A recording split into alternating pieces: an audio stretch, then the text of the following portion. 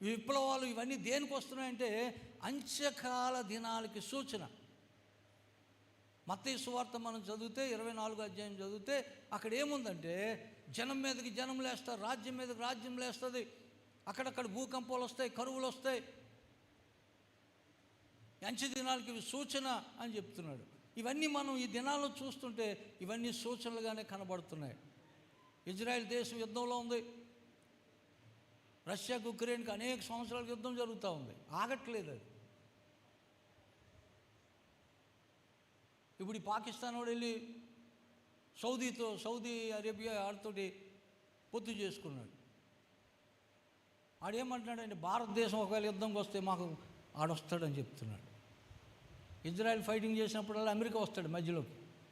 అలాగే ఇప్పుడు పాకిస్తాన్ వాడు యుద్ధం చేస్తే ఎవడొస్తాడంటే ఆ సౌదీ అరేబియా వాడు వస్తాడు.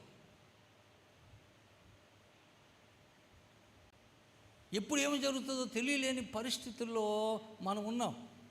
రాకడికి ఇవన్నీ సూచనలుగా కనబడుతున్నాయి. యేసుప్రభు చెప్పిన సూచనలన్నీ కనబడుతున్నాయి. కాబట్టి మనం చాలా జాగ్రత్తగా ఉండాలి, అప్రమత్తంగా ఉండాలి, జాగరూకుడివై ఉండాలి. మెలకువ కలిగి ప్రార్థన చేయమని యేసుప్రభు చెప్పి. మెలకువ కలిగి ఉండడం అంటే ఏంటంటే ఏమంటే పడుకోకంటే అలా తెలియజేసి ప్రార్థన చేయడం కాదు. పరిస్థితులన్నీ గమనిస్తూ మనము ప్రార్థన చేయాలి. వీటన్నిటిని మనం జ్ఞాపకం చేసుకోవాలి. హల్లెలూయా, హల్లెలూయా. రకరకాలైనటువంటి బోధకులు వచ్చేసారు ఇప్పుడు. చాలామంది వ్యూస్ కోసం, లేకపోతే వారి పేరు ప్రఖ్యాతుల కోసం ఏదో ఒకటి ప్రకటిస్తాడు. ఆడు తప్పుడు బోధన ఈడంటాడు, ఈడు తప్పుడు బోధన ఆడంటాడు. ఎవరినైనా ఒక గొప్పోడిని విమర్శిస్తే గొప్పోళ్ళు అయిపోతారని ఎంతసేపు సతీష్ కుమార్ని, ప్రవీణ్ కుమార్ని, ఏమండి స్టీఫెన్ పాల్, వీళ్ళు ఎవరు పెద్దోళ్ళు వాళ్ళు విమర్శిస్తూ ఉంటారు చాలామంది. పరిస్థితులు అలాగే ఉన్నాయి. మన సంఘం మీ అందరికీ ఒకసారి ఒక క్లారిటీ ఇస్తున్నాను. మన సంఘం త్రిత్వాన్ని నమ్ముతుంది. మన సంఘం పరిశుద్ధాత్మ ఉన్నాడని నమ్ముతుంది. పరిశుద్ధాత్మతో నడిపించబడుతున్నాం మనం. దీనికి వ్యతిరేకంగా చెప్పే బోధలు వినొద్దు. ప్రసాద్ రెడ్డి అని ఒకడు ఉంటాడు, ఆడి బోధలు అసలు వినొద్దు. ఆడి పక్క చర్చ్ ఆఫ్ క్రైస్ట్, ఆత్మను నమ్మరు వాళ్ళు. జాన్ పాల్ అని ఒకడు ఉంటాడు, ఎంతసేపు విమర్శించడం ఆడి పని, ఆడి బోధలు వినొద్దు. చాలామంది ఉన్నారు పరిశుద్ధాత్మని నమ్మని వాళ్ళు. వాళ్ళ బోధలు వినకూడదు, అసలు క్లిక్ చేయకూడదు. ఆడు మన బుర్రలు పాడు చేస్తారు. యూదా పత్రిక అదే ఉంది ఇక్కడ. కాబట్టి చాలా జాగ్రత్తగా మనము మెలకువ కలిగి ప్రార్థన చేయాలి. మనల్ని మనం ఎలా కాపాడుకోవాలి, మనల్ని మనం ఎలా కట్టుకోవాలి, మనల్ని మనం ఎలాగ దేవుళ్ళో స్థిరపరచుకోవాలి, దేవుని ఒకవేళ యేసుప్రభు వచ్చేస్తే మనం ఎలా సిద్ధపడి ఉండాలి, ఎలాగ ఎత్తబడాలి. 4 విషయాలు నేను చెప్తాను, చాలా జాగ్రత్తగా వినండి. ఇది మన అందరికీ అవసరమే. యోధా గారు లాస్ట్ ఇంకా ప్రకటన గ్రంథం ముందు ఇది ఎందుకు రాశారంటే అప్పుడు దాకా జరుగుతున్న సంఘటనలన్నీ ఆయన గ్రహించి అవన్నీ గమనించి ఆయన రాస్తున్నాడు. ఏంటంటే ఇలాంటి పరిస్థితులు వచ్చాయి, చాలామంది బిలాముల్లో పరిగెడుతున్నారు, కొంతమంది ఏమండి కయ్యంలా ప్రవర్తిస్తున్నారు, కొంతమంది కోరవులా ప్రవర్తిస్తున్నారు, కొంతమంది దొంగ బోధకులు వచ్చారు, కొంతమంది మెక్కేయడానికి చూస్తున్నారు, తినేయడానికి చూస్తున్నారు. ఇటువంటి పరిస్థితుల్లో మీరు ఎలాగ ఉండాలంటే ఏం చెప్తున్నాడు? 4 విషయాలు 20వ వచనంలో, ప్రియులారా మీరు విశ్వసించు అతి పరిశుద్ధమైన దాని మీద మిమ్మును మీరు కట్టుకొనుచు. మొట్టమొదట మనల్ని మనం కట్టుకోవాలి. దేని మీద కట్టుకోవాలంటే అతి పరిశుద్ధమైన విశ్వాసం మీద. మీరు విశ్వసించు అతి పరిశుద్ధమైన దాని మీద అన్నాడు. ఇంగ్లీష్ బైబిల్ చదివితే మనము అతి పరిశుద్ధమైన విశ్వాసం మీద కట్టుకోవాలి. విశ్వాసం మీద మనల్ని మనం కట్టుకోవాలి. యేసుప్రభుని మనం ఎలా నమ్ముతున్నాం? యేసుప్రభు మీద మన విశ్వాసం ఎలాగుంది? ఆ పరిశుద్ధమైన విశ్వాసం మీద, ఈ బండ మీద నా సంఘమును కట్టుదును అని యేసుప్రభు చెప్పాడు. ఆ బండ ఏంటంటే, పేతురుని అడిగాడు, శిష్యుల్ని అడిగాడు, ఏమని అడిగాడు? యేసుప్రభు ఎవరు అనుకుంటున్నారు అందరూ అంటే, ఒకడు ఏలియా అంటాడు, ఒకడేమో ఇంకేదో అంటున్నాడు, ప్రవక్త అంటున్నారండి, ఒకడు ఏలియా వచ్చాడు అంటున్నాడండి. సరే భయ్, వాళ్ళందరి సంగతి మీరేమనుకుంటున్నారు? అందరూ సైలెంట్. పేతురు లేచి అడిగాడు, చెప్పాడు, నువ్వు సజీవుడివైన దేవుని కుమారుడివైన క్రీస్తువి అని చెప్పాడు. మత్తయి 16లో ఉంటుంది. నువ్వు సజీవుడివైన దేవుని కుమారుడివైన క్రీస్తువి, నువ్వు అభిషిక్తుడివి, రాబోతున్న మెస్సియవు నువ్వే, నువ్వు దేవుని కుమారుడువు.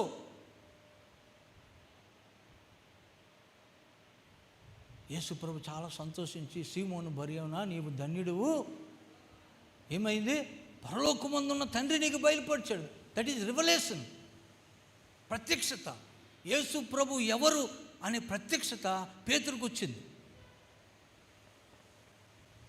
యేసు ప్రభు ఎంత గొప్పవాడో, ఎంత గొప్ప కార్యాలు చేస్తాడో, ఆయన ఎవరో పేతురుకు బయలుపరచబడింది కనుక యేసు ప్రభు ఏమంటాడంటే, ఈ బండ మీద అంటే నీకున్న విశ్వాసం మీద, యేసు ప్రభు అంటే ఎవరో నువ్వు తెలుసుకున్నావు కదా, ఆ విశ్వాసం మీద నా సంఘాన్ని కడతాను.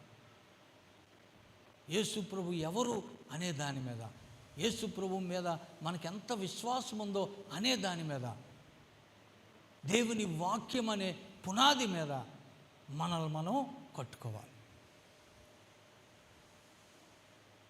కట్టుకోవడానికి దేవుడు సాయం చేస్తాడు. ఎబ్రీ పత్రికలో ఏముంటుందంటే చూడండి ఒకసారి, 3వ అధ్యాయము ఎబ్రీ పత్రిక 3:2 చదవండి. దేవుని ఇల్లంతటిలో మోషే నమ్మకంగా ఉండినట్టు ఈయన కూడా తన నియమించిన వారికి నమ్మకంగా ఉండెను. ప్రతి ఇల్లును ఎవడైనా ఒకని చేత కట్టుబడును, సమస్తమును కట్టినవాడు దేవుడే. సమస్తమును కట్టువాడు దేవుడే.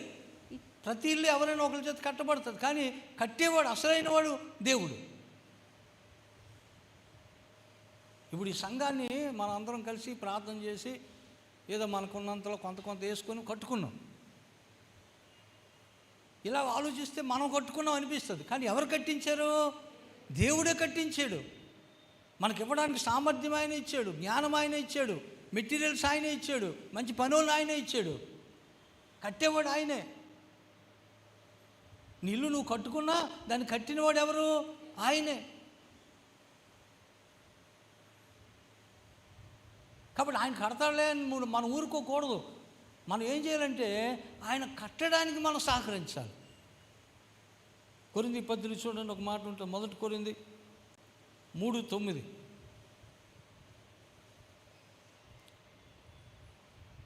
రణదండమా విధింపబడిన వారమైనట్టు దేవుడు అపోస్తులమైన మమ్మను అందరికంటే కడపట ఉంచి ఉన్నాడని ఎక్కడ చూస్తున్నావు? 1 కొరింథీ 3:9. మేము దేవుని జత పని వారం. ఎవరు మనం? నేను. చెప్పండి. దేవుని జత పని వారం అంటే దేవునితో కలిసి మనం పని చేస్తున్నాం. కో లేబరర్స్. మనం దేవుడితో కలిసి పని చేస్తున్నాం. అంటే దేవుడు కడతా ఉంటే మనం సహకరిస్తూ ఉన్నాం. దేవుడు మనల్ని వాడుకొని కట్టుకుంటున్నాడు. ఆయన సంఘాన్ని, ఆయన కుటుంబాలని, ఆయన సేవను దేవుడు కట్టించుకుంటున్నాడు. మనం లేబరర్స్ అన్నమాట. ఆయనతో కో లేబరర్స్ అంటే ఆయనతో జత పనివారం. హల్లెలూయా. ఆయనతో కలిసి మనం పని చేస్తే మనం చక్కగా కట్టుకోగలం.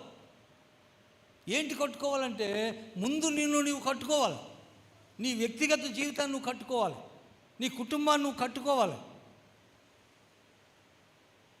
నువ్వు విశ్వసించు అతి పరిశుద్ధమైన దాని మీద నిన్ను నీవు కట్టుకోవాలి. శరీర సంబంధమైన వ్యాయామం ఎంతవరకు? అది కొంతవరకే ప్రయోజనం. కానీ ఆత్మ సంబంధమైన ఎక్సర్సైజ్, స్పిరిచువల్ ఎక్సర్సైజ్, ఇది ఇహమందు పరమందు కూడా ఉపయోగపడుతుంది. అంటే స్పిరిచువల్ ఎక్సర్సైజ్ చేయాలి. నువ్వు రోజు వాకింగ్ చేస్తారు చాలామంది, జిమ్కి వెళ్తారు చాలామంది, శరీర దారుఢ్యాన్ని పెంచుకుంటారు, ఇమ్యూనిటీని పెంచుకుంటారు, శరీరాన్ని తేలిక చేసుకుంటారు, కొవ్వుని కరిగించుకుంటారు. ఎంత మంచిదే. ఫిజికల్గా నువ్వు ఫిట్నెస్లో ఉండడం మంచిదే, కానీ ఆత్మీయంగా ఫిట్నెస్ ఉందా లేదా?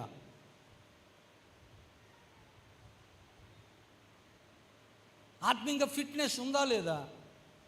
రోజు ఎంతసేపు ప్రార్థన చేస్తున్నావు, ఎంతసేపు వాక్యం చదువుతున్నావు, ఎంతసేపు వాక్యాన్ని ధ్యానం చేస్తున్నావు, సహవాసం చేస్తున్నావా లేదా? దేవుని మందిరానికి ప్రయారిటీ ఇస్తున్నావా లేదా? దేవునితో ఎక్కువసేపు గడపడానికి ప్రయారిటీ ఇస్తున్నావా లేదా?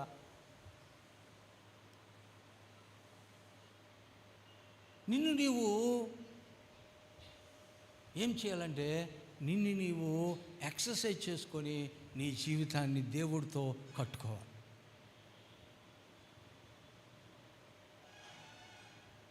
మనందరికీ తెలుసు, నెహెమ్యా అని ఒక భక్తుడు ఉన్నాడు. నెహెమ్యా అనగానే మనకి పడిపోయిన గోడలు కట్టాడు, కాల్చివేయబడిన గోడలన్నీ తిరిగి కట్టాడు, మనకు తెలుసు. ఆయన ఒక కబురు వచ్చింది. ఆయన కబురు రాగానే ఏం చేశాడు చూడండి. నెహెమ్యా గ్రంథం 1:4 చదవండి. నేను కూర్చుండి ఏడ్చి కొన్ని దినములు దుఃఖముతో ఉపవాసం ఉండి ఈ సంగతులు విన్నాడట. ఏ సంగతులు విన్నాడు? యెరూషలేము గోడలు కూల్చబడ్డాయి అనే సంగతి వినగానే ఇతడు ఏం చేశాడట? కూర్చుండి ఏడ్చి కొన్ని దినములు ఉపవాసం ఉండి ఆకాశమందలి దేవుని ఎదుట విజ్ఞాపన చేసి తిని. ఆకాశమందు దేవుని ఎదుట విజ్ఞాపన చేయడం మొదలుపెట్టాడు. మంచి ఉద్యోగం ఉంది, రాజుగారి దగ్గర మంచి పలుకుబడి ఉంది, రాజుగారికి చాలా సన్నిహితుడు. ఏదైందిలే, ఎలా పోతే మనకెందుకు, అక్కడెక్కడో గోడలు కూలిపోయింది, నాకు ఇక్కడ నేను బాగానే ఉన్నాను, మంచి ఉద్యోగం ఉందిలే, ఏం పర్వాలేదులే అనుకోలేదు. ఆయన సంగతి తెలియగానే కోల్బడిపోయాడు, ఏడ్డం మొదలుపెట్టాడు. ఇంకా ఆ రోజు తినడం మానేశాడు, ప్రార్థన చేయడం మొదలుపెట్టాడు. మనకి ఆయన చాలా భారము కలిగిన వ్యక్తిగా, బర్డెన్, హృదయంలో చాలా భారం ఉంది ఆయనకి. తన సంఘం పట్ల, తన పట్టణం పట్ల, తన పితరులు సమాధులు ఉండే పట్టణం పట్ల ఆయనకి చాలా భారం ఉంది. ఏమండి? తర్వాత ఏంటంటే త్యాగం, సమర్పణ ఉంది. తర్వాత ఏముందంటే ఆయన చాలా తను తాను అప్పగించుకున్నాడు. ఏమండి? అప్పగించుకొని ఏం చేస్తున్నాడు? ప్రార్థన కమిటెడ్ అన్నమాట. చాలా నమ్మకమైన వ్యక్తి, faithful man of prayer, man of faithful, man of burden. ఆయన చాలా తన కోసం కాదు, చాలా భారం కలిగి ఉపవాసం ఉండి కన్నీరు కార్చి ఏడ్చి ప్రార్థన చేశాడు. అందుకు అతన్ని దేవుడు ఆ గోడలు తిరిగి కట్టడానికి అవకాశం ఇచ్చాడు.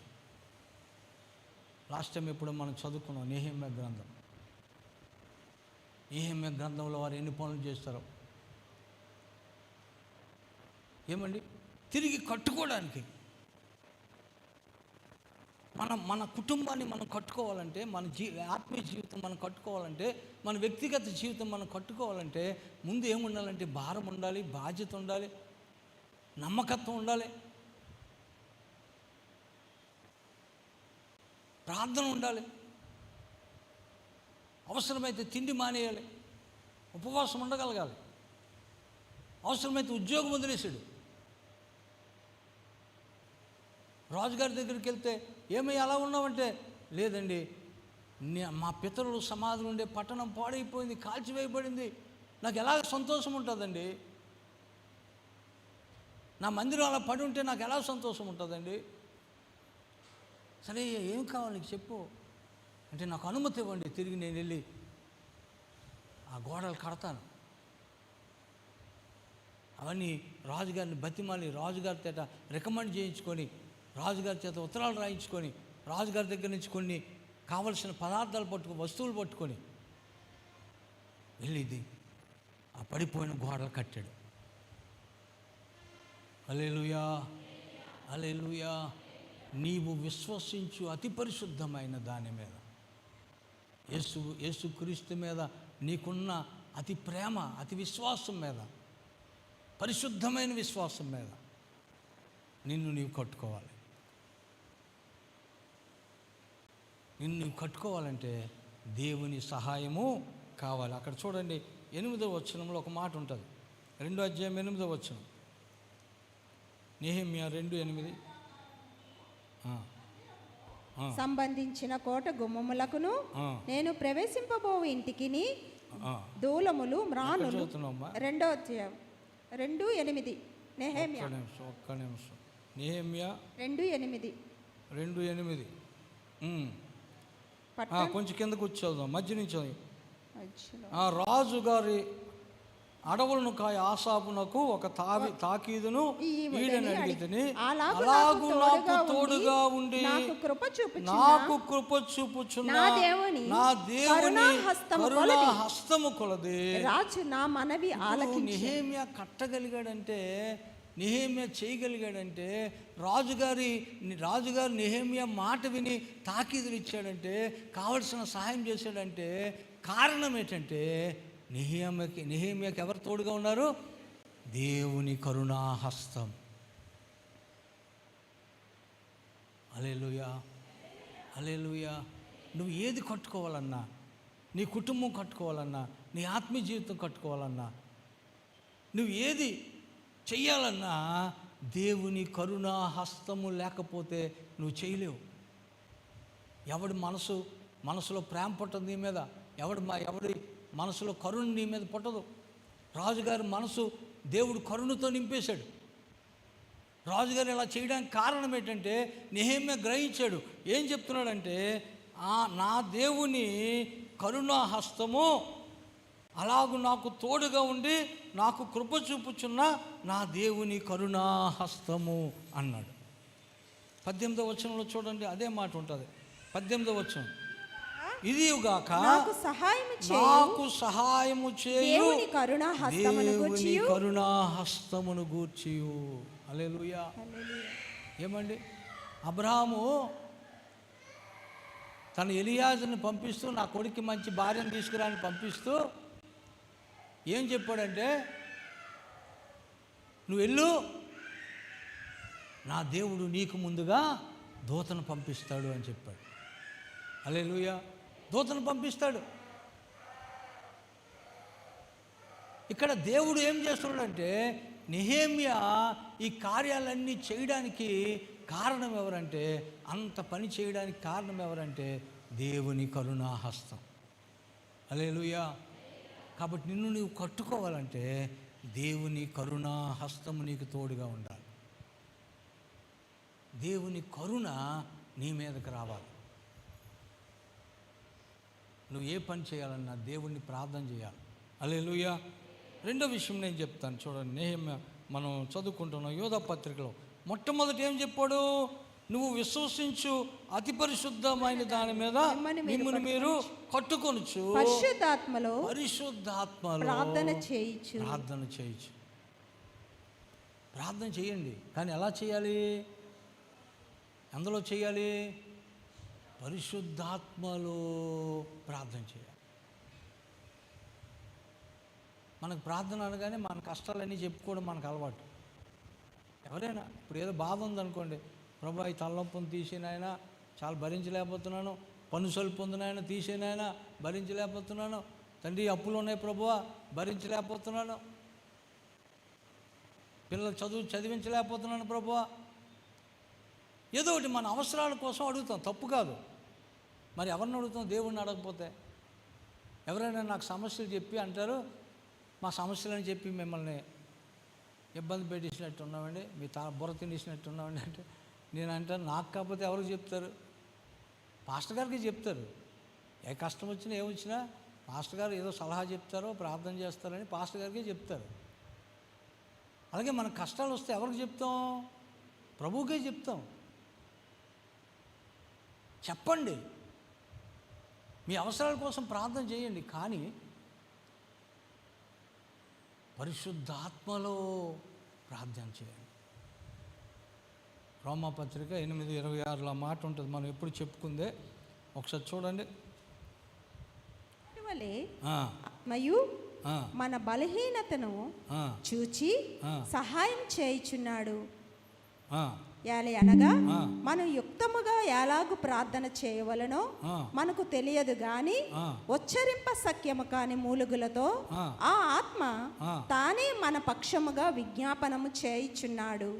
ఇక్కడ ఒక మాట ఉంది ఏంటంటే, మనకు ప్రార్థన చేస్తాం కానీ యుక్తమైన ప్రార్థన మనకు తెలియదట. నీకు ఎంత జ్ఞానం ఉపయోగించినా, నీకు ఎంత మంచి మాటలు తెలిసినా, నీకెంత లేఖనాలు తెలిసినా, మామూలుగా నీకు తెలిసిన ప్రార్థన చేస్తే అది నీ ప్రార్థనే, అది యుక్తమైన ప్రార్థన కాదు. యుక్తమైన ప్రార్థన ఎవరు చేస్తారంటే పరిశుద్ధాత్మ దేవుడు నీ పక్షాన విజ్ఞాపన చేస్తాడు. ఎలా చేస్తాడట? ఉచ్చరింప సఖ్యము కానీ మూల్గులతో. అంటే పరిశుద్ధాత్మ నీలోనికి వచ్చినప్పుడు నీలో ఎక్కడలేని భారం వస్తుంది, దుఃఖం వస్తుంది, చాలా బర్డెన్ వస్తుంది. అప్పుడు నువ్వు మూలుగుతావు. It is wonderful experience. చాలామందికి తెలియదు. నీకు తెలియకుండానే ఈ బొడ్లో నుంచి మూలుగులు వస్తూ ఉంటాయి. నువ్వేం మాట్లాడకపోయినా ఈ బర్డెన్ దేవుడికి అర్థమైపోద్ది.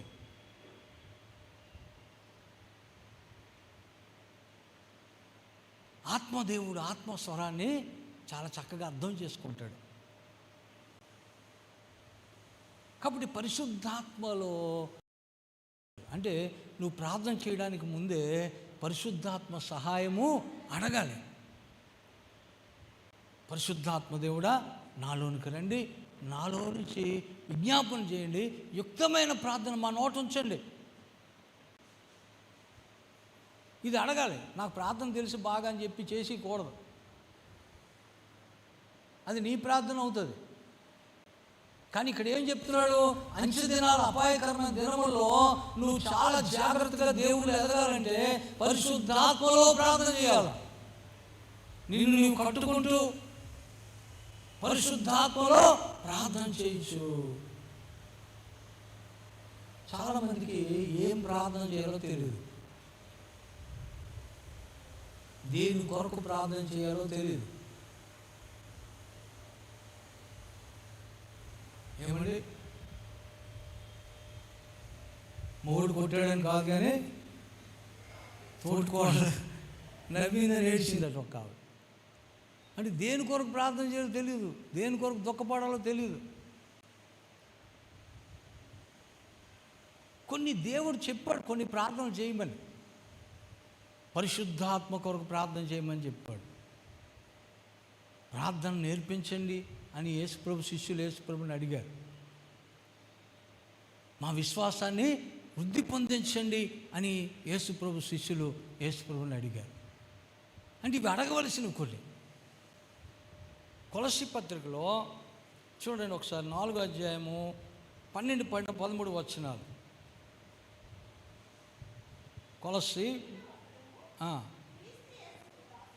మీలో ఒకడును క్రీస్తు యేసు దాసుడైన ఎపఫ్రా మీకు వందనములు చెప్పుచున్నాడు. మీరు సంపూర్ణులను ప్రతి విషయములో దేవుని చిత్తమును గూర్చి సంపూర్ణాత్మ నిర్ణయతను గలవారునై నిలకడగా ఉండవలనని ఇతడు ఎల్లప్పుడూ మీ కొరకు తన ప్రార్థనల్లో పోరాడుచున్నాడు. చూడండి, మీ కొరకు లవోదియక వారి కొరకు, హియరాపోలి వారి కొరకు బహు ప్రయాసపడుచున్నాడని ఇతను గురించి సాక్ష్యం. పౌలు గారు ఎపఫ్రా అనే ఒక వ్యక్తి గురించి సాక్ష్యం ఇస్తున్నాడు. ఆయన మీ అందరి కోసం ప్రార్థనలో పోరాడుతున్నాడు. ప్రార్థన చేయట్లేదు, ఆయన ఏం చేస్తున్నాడు? ప్రార్థనలో పోరాడుతున్నాడట.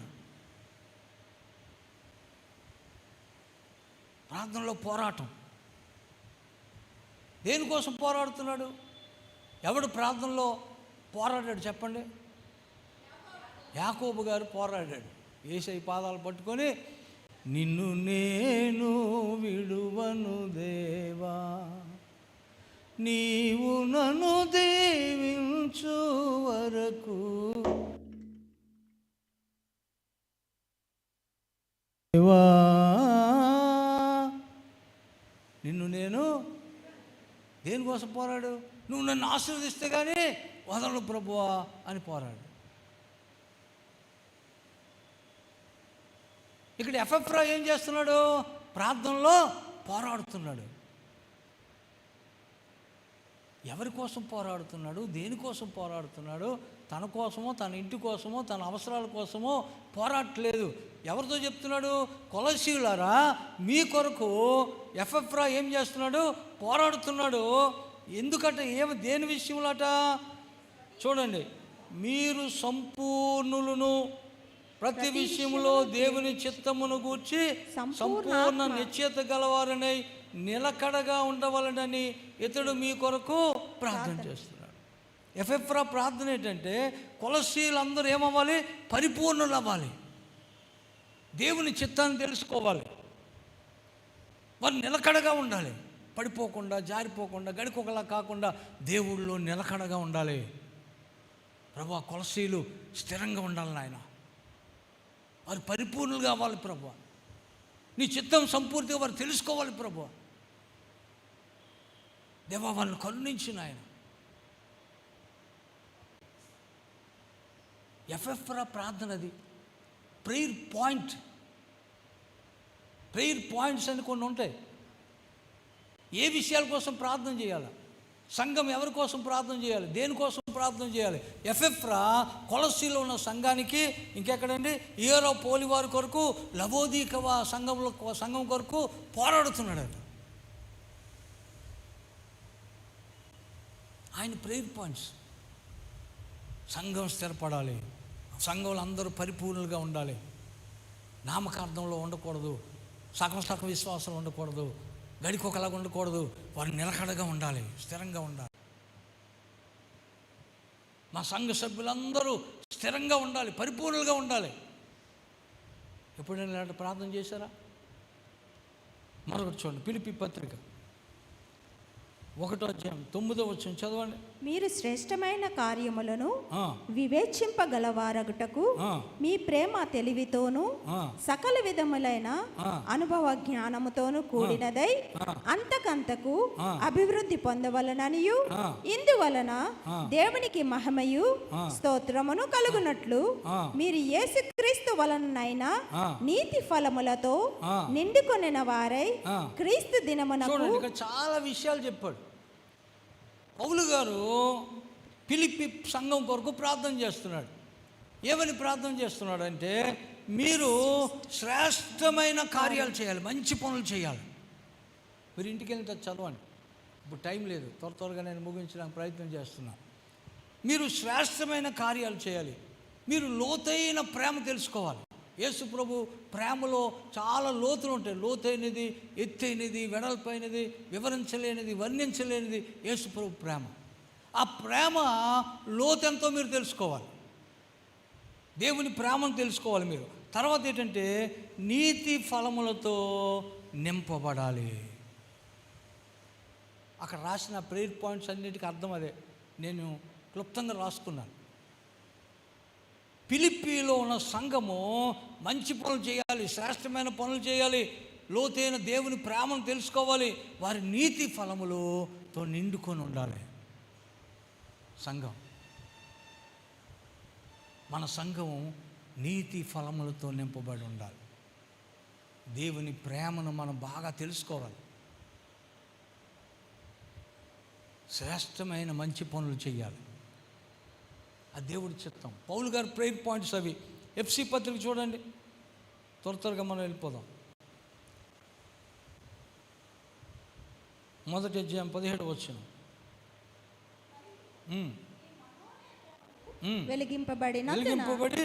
వెలిగింపబడినందున ఆయన మిమ్మల్ని పిలిచిన పిలుపును వలనైనా నిరీక్షణ ఎట్టిదో పరిశుద్ధులలో ఆయన స్వాస్థ్యం యొక్క మహదైశ్వర్యం ఎట్టిదో ఆయన క్రీస్తునందు వినియోగపరచిన బలాతిశయమును బట్టి విశ్వసించు మనయందు ఆయన చూపుచున్న తన శక్తి యొక్క అపరిమితమైన మహత్యం ఎట్టిదో మీరు తెలుసుకొనవలనని మన ప్రభువైన యేసుక్రీస్తు యొక్క దేవుడైన మహిమ స్వరూపియగు తండ్రి తన్ను తెలుసుకొనుట యందు మీకు జ్ఞానమును ప్రత్యక్షతయును గల మనస్సు అనుగ్రహించినట్లు నేను నా ప్రార్థనల యందు మిమ్మల్ని గూర్చి విజ్ఞాపన చేయుచున్నాను. పౌలు గారు ఎఫెసీ సంఘం కొరకు ప్రార్థన చేస్తున్నాడు.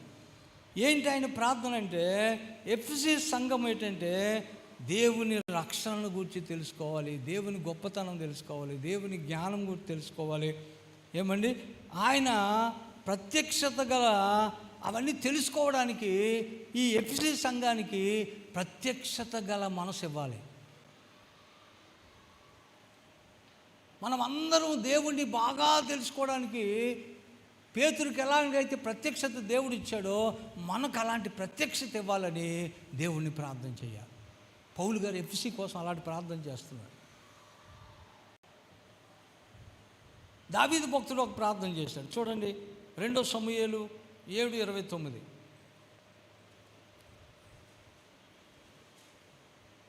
ముందు వెనక చాలా చెప్పాలి, కానీ నేను కొత్తగా చెప్తున్నాను. నీ దాసుడనైనా నా కుటుంబం నిత్యము నీ సన్నిధిని ఉండునట్లుగా దానిని ఆశీర్వదించుము. యెహోవా మళ్ళా చదవమ్మా. నీ దాసుడనైనా నా కుటుంబం నిత్యము నీ సన్నిధిని ఉండునట్లుగా దానిని ఆశీర్వదించుము. ఒక తండ్రి, ఒక కుటుంబ యజమాని చేయవలసిన ప్రార్థన. ప్రభువా, నా కుటుంబం, నా భార్య, నా బిడ్డలు, నా అక్కచెల్లు, నా అన్నదమ్ములు, నా తల్లిదండ్రులు, మా కుటుంబం అంతా ఎక్కడుండాలి? నీ సన్నిధిలో ఉండాలి. నా కొడుకు బాగా చదువుకోవాలి, నా కూతురు బాగా చదువుకోవాలి, పెద్ద ఉద్యోగం చేయాలి, బాగా డబ్బులు సంపాదించాలి. నేను పడిన కష్టాలు నా పిల్లలు పడకూడదు.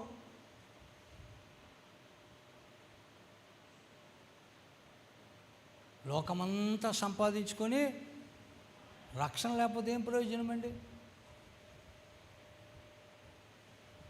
నా పిల్లలు ఎదుగుతున్నారు ప్రభా, పెద్దలు అవుతున్నారు నాయన, వారు నీ చిత్తంలో తొలిపోకూడదు, నీ భయభక్తుల నుంచి పక్కకు వెళ్ళిపోకూడదు, నీ వాక్యానుసారంగా నా బిడ్డలు జీవితాలు కట్టబడాలి. వయసు వస్తున్నప్పుడే వారు మారు మనసు పొందాలి, నిన్ను గురించి తెలుసుకోవాలి, రక్షణ పొందాలి, నిన్ను సొంత రక్షకుడిగా అంగీకరించాలి. నా బిడ్డలు నీ కోసం బతకాలి. ఇలాంటి ప్రార్థనలు చేయరు.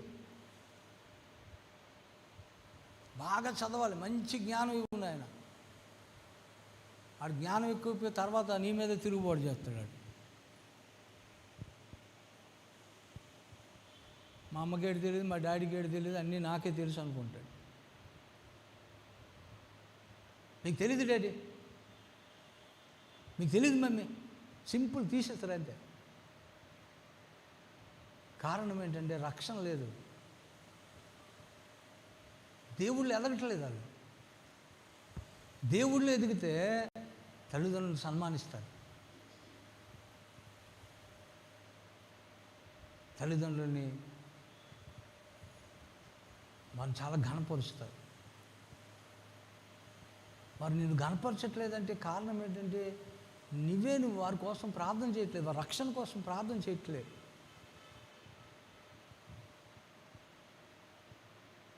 ఎక్కడెక్కడో చెప్తారు చాలామంది. మొన్న ఒక ఆవిడని అడుగుతుంటే, మీ పెద్దోడు ఎక్కడ ఉన్నాడంటే స్విట్జర్లాండ్లో ఉన్నాడు, రెండోవాడు ఎక్కడ ఉన్నాడంటే ఆస్ట్రేలియాలో ఉన్నాడు. ఏం చేస్తున్నాడు? పెద్ద పెద్ద ఉద్యోగాలు చేస్తున్నారు. చర్చికి వెళ్తున్నారా అంటే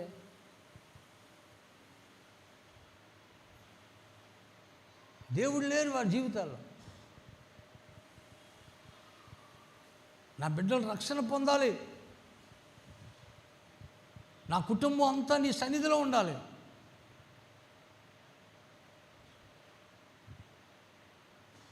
ఫోన్ చేస్తే తల్లిదండ్రులు ఏం అడుగుతారండి? మొట్టమొదటి తిన్నావా అదే అడుగుతారు. చర్చికి వెళ్ళావా అని అడగరు. తెల్లారి చర్చికి వెళ్ళావరా బాబు? లేదు మేము పడుకుండిపోయాను. సరే బాబు తినేసి పడుకో. చాలా వింటున్నాం మనం, చాలామంది జీవితాల్లో జరుగుతున్నవే. హల్లెలూయా, హల్లెలూయా. ఇక్కడ చాలా చక్కని ప్రార్థన. దావీదు ఒక తండ్రి ఉన్న మనసు. నాకు రాజును కదా, నా పిల్లలకేం పర్లేదు, బోల్డ్ ఆశ సంపాదించి పెట్టాను, వాళ్ళు తిన్నంత ఉంది, పర్లేదు అనుకోలేదు. నీ ఆశీర్వాదము నుండి నా కుటుంబం ఆశీర్వదించబడునుగాక, నా కుటుంబం అంతా ఎప్పుడు నీ సన్నిధిలో ఉందురుగాక.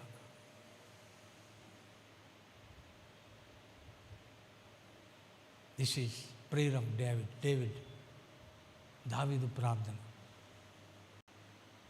హల్లెలూయా, హల్లెలూయా. నేను 2వ పాయింట్కి వెళ్ళిపోతాను, 3వ పాయింట్కి వెళ్ళిపోతాను. ఇక్కడ ఏం చెప్పాడంటే, మొదటి ఏంటంటే విశ్వసించు అతి పరిశుద్ధమైన విశ్వాసం మీద మిమ్మల్ని మీరు కట్టుకోండి, పరిశుద్ధాత్మలో ప్రార్థన చేయండి. దేనికోసం ప్రార్థన చేయాలో బైబిల్ చదవండి. భక్తులు దేనికోసం ప్రార్థన చేశారో అవి జ్ఞాపకం ఉంచుకోండి, అలా చేయండి.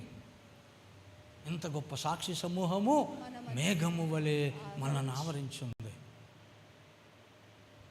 ఎంతోమంది గొప్ప గొప్ప తండ్రులు ఉన్నారు, పిల్లల కోసం ప్రార్థన చేస్తున్నారు. ఇర్మియా అంటాడు, ఈ మొదటి జామున ఏమండి లేచి నీ పసిపిల్లల ప్రాణం కొరకు నీ హృదయాన్ని దేవుడి సన్నిధిలో కృమ్మరించు.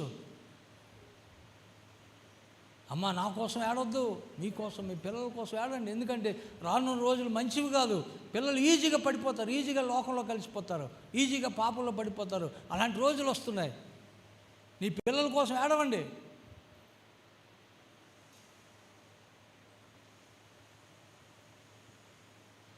హల్లెలూయా, హల్లెలూయా. 3వ పాయింట్ ఏంటంటే అక్కడ మన ప్రభువు నిత్య జీవార్థమైన మన ప్రభువు యేసుక్రీస్తు కనికరము కొరకు కనిపెట్టుచు. దేవుని కనికరము కొరకు కనిపెట్టాలట. నెహెమ్యాకి ఏది తోడే ఉంది?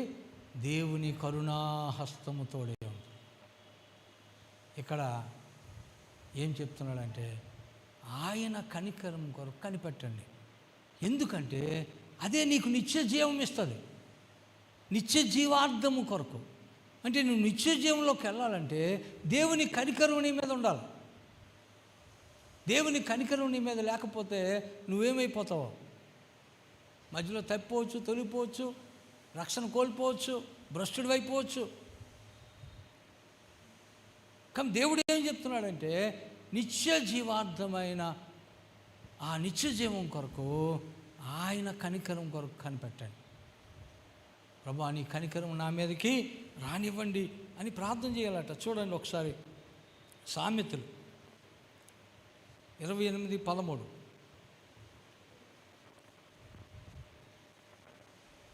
అతిక్రమములను దాచిపెట్టువాడు వర్ధిల్లడు, వాటిని ఒప్పుకొని విడిచిపెట్టువాడు కనికరము పొందును. చూడండి, దేవుని కనికరం నీ మీదకి రావాలంటే నీ అతిక్రమములన్నీ ఒప్పుకోవాలి. దాచిపెట్టుకుంటే దేవుడి కనికరం రాదు. దేవుడి దగ్గరికి వెళ్ళేటప్పుడు, దేవుడి దగ్గర మోకరించేటప్పుడు, దేవుడి సన్నిధిలోనికి వెళ్ళేటప్పుడు మొట్టమొదట మన అతిక్రమములన్నీ ఒప్పుకోవాలి, మన దోషములన్నీ ఒప్పుకోవాలి. నేను చాలాసార్లు చెప్పాను, మళ్ళా చెప్తున్నాను. ప్రతి రాత్రి దేవుడి దగ్గరికి వెళ్ళి నీ పాపాలు కడుక్కోవాలి. అదే నీ పాదాలు కడుక్కోవడం అంటే అదే. ప్రతిరోజు we have to confess our self. మనకు మనంగా దేవుడి సన్నిధిలో ఒప్పుకోవాలి. అప్పుడు దేవుడి కనికరం నీ మీదకి వస్తుంది. ఇంకొక మాట, యోహాను సువార్త, లూకా సువార్త చూడండి 1:50.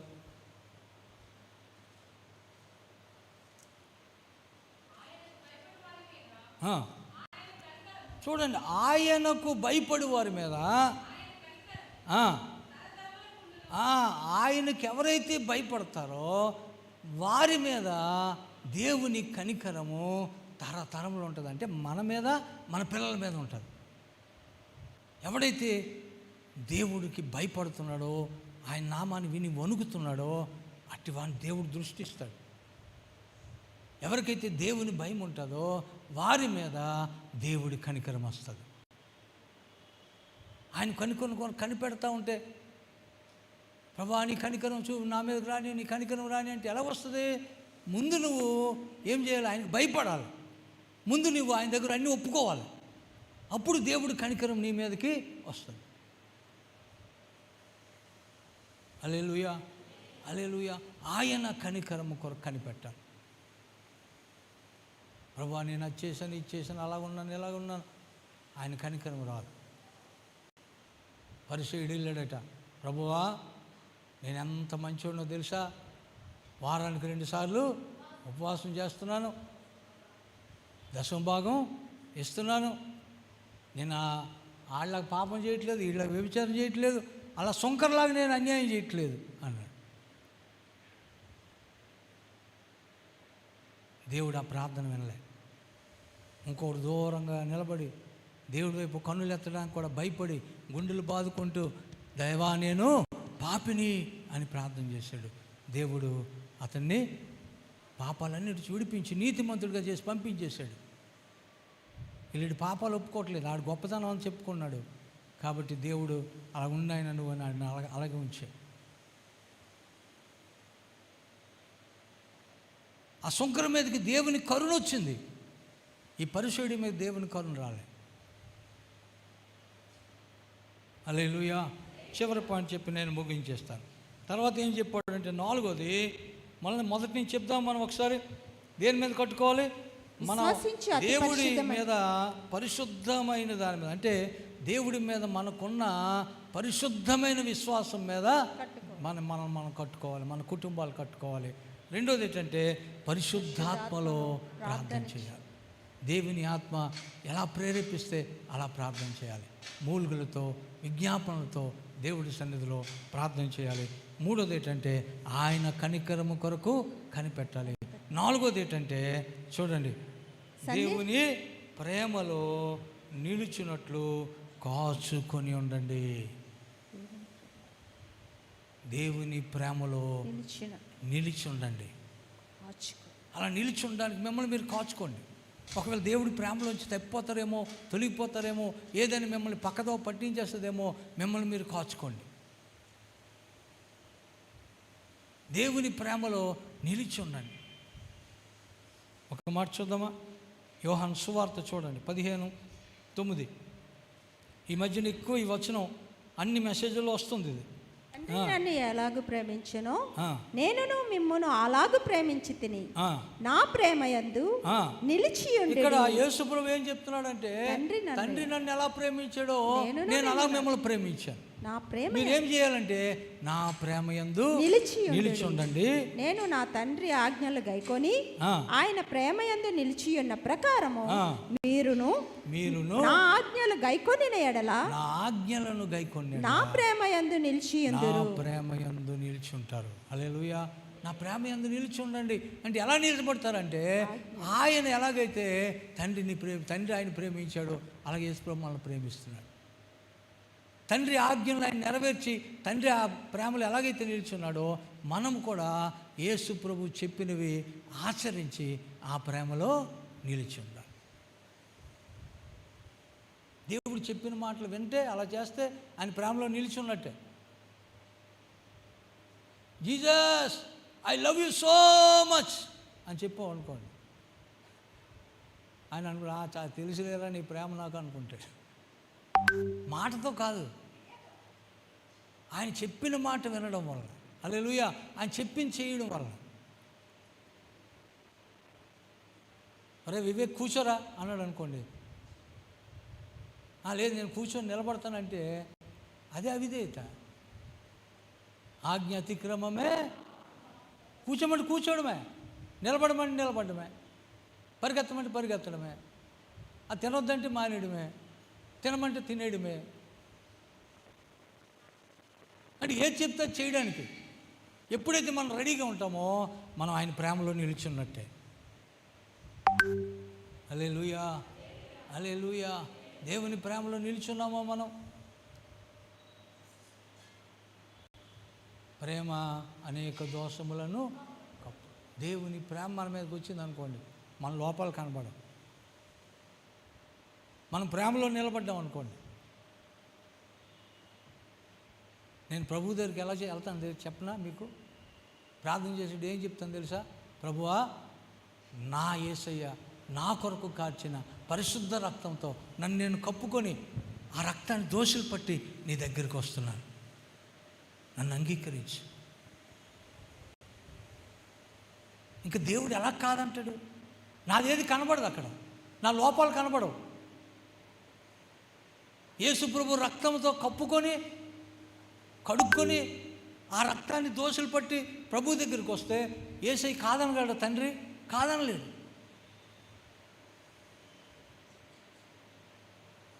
ఎందుకంటే తన కుమారుడిని ఆయన ప్రేమిస్తున్నాడు కనుక, తన కుమారుడిని మన పాపాల నుంచి విడిపించడానికి ఆయన పంపించాడు కనుక, ఆ రక్తమే మన పాపాలన్నీ కడుగుతుంది కనుక ఆ రక్తాన్ని దేవుడు కాదనలేడు.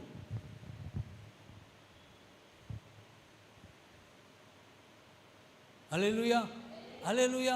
ఆ ప్రేమలో నిలిచి ఉండాలి మనం. సమూయేలు సమూయేలు అని దేవుడు పిలిచాడట.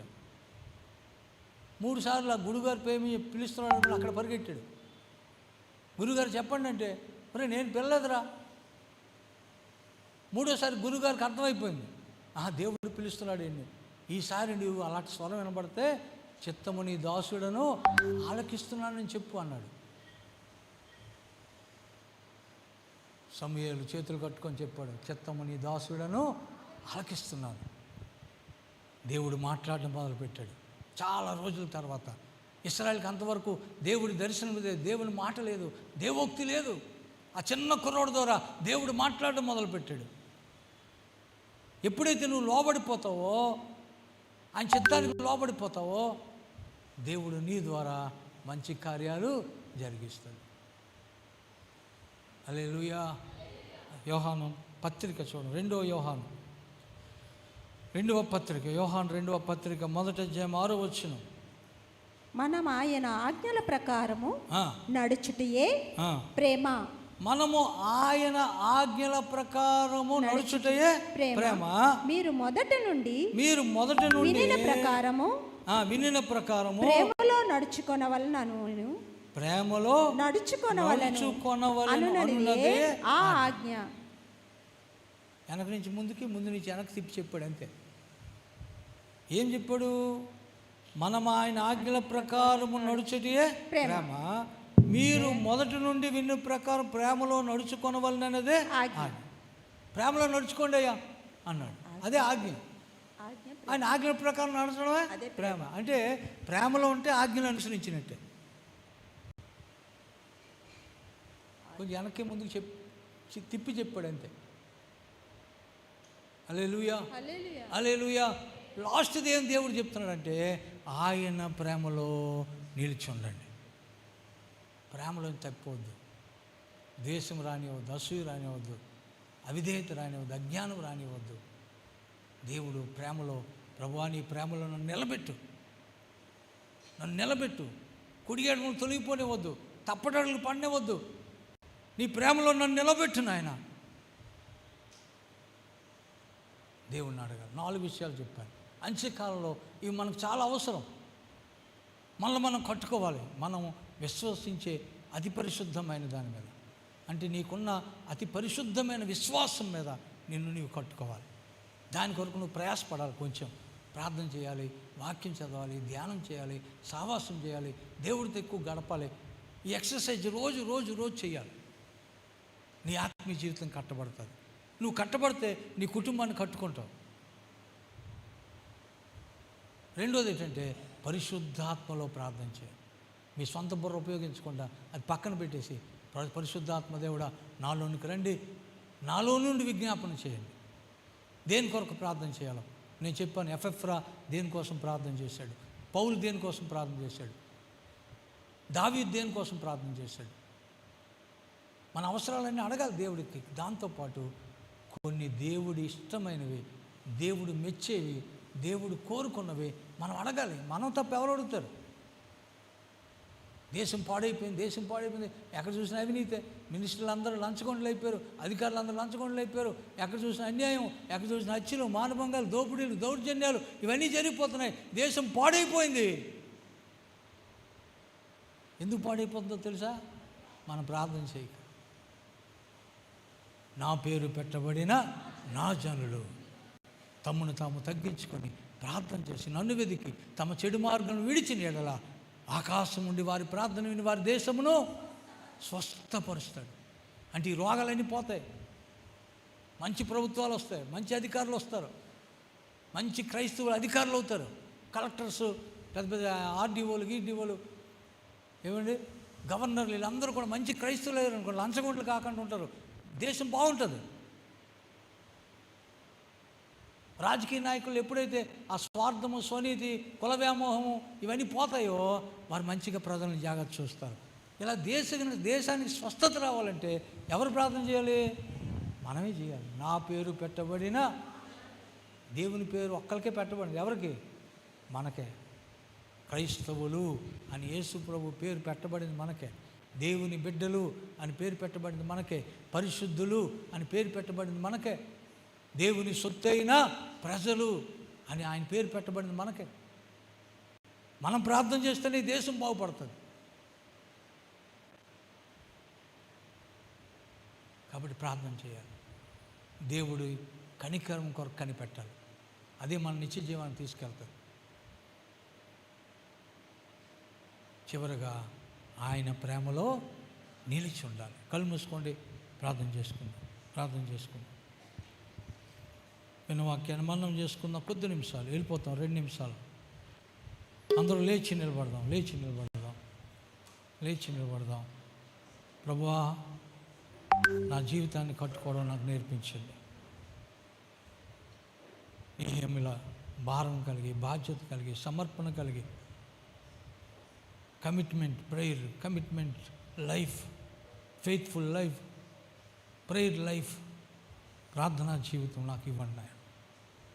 నెహెమ్యా లాంటి భారం నాకు ఇవ్వండి నాయన, బాధ్యత ఇవ్వండి నాయన. పరిశుద్ధాత్మలో ప్రార్థన చేయడం, ఎఫెఫ్రా లాంటి ప్రార్థనలో పోరాడే ఇతరుల కొరకు, దేవుని గూర్చిన పరిపూర్ణ జ్ఞానం రావాలని, పరిపూర్ణులు అవ్వాలని, పరిశుద్ధులుగా ఉండాలని, దేవుడి ప్రేమను లోతుగా తెలుసుకోవాలని, నీతి ఫలములు వారిలో కనబడాలని, శ్రేష్టమైన కార్యాలు చేయాలని పౌలు గారు ఎఫెఫ్రా, కొలసీల కొరకు, ఎఫ్సీల కొరకు, ఫిలిప్పీల కొరకు ప్రార్థన చేస్తూ ఉన్నారు. నువ్వెవరి కోసం చేస్తున్నావు? నీ బంధువుల కోసం, నీ ఇరుగు పొరుగు వారి కోసం, నీ బిడ్డల కోసం, వారి రక్షణ కొరకు చేస్తున్నావా? దేవుని కనికరం కొరకు కనిపెడుతున్నావా? దేవుని అందరి భయమే ఆయన కనికరానికి కారణం.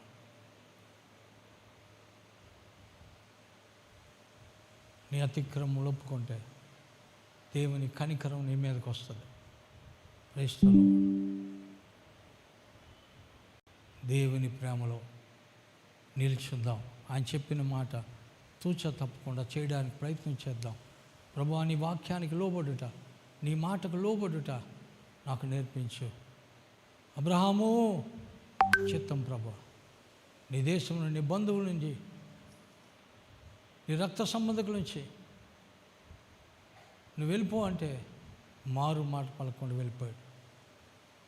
అందుకే విశ్వాసులకు తండ్రి అయ్యాడు. ప్రార్థన చేద్దాం. పలుమార్లు వైదొలగినాను, పరలోక దర్శనము నుండి, విలువైన నీ దివ్య పిలుపుకు నే తగినట్లు జీవించ జీవించనైతే పలుమారు వైదొలగినాను పరలోక దర్శనము నుండి విలువైన నీ దివ్య పిలుపుకు నే తగినట్లు జీవించనైతే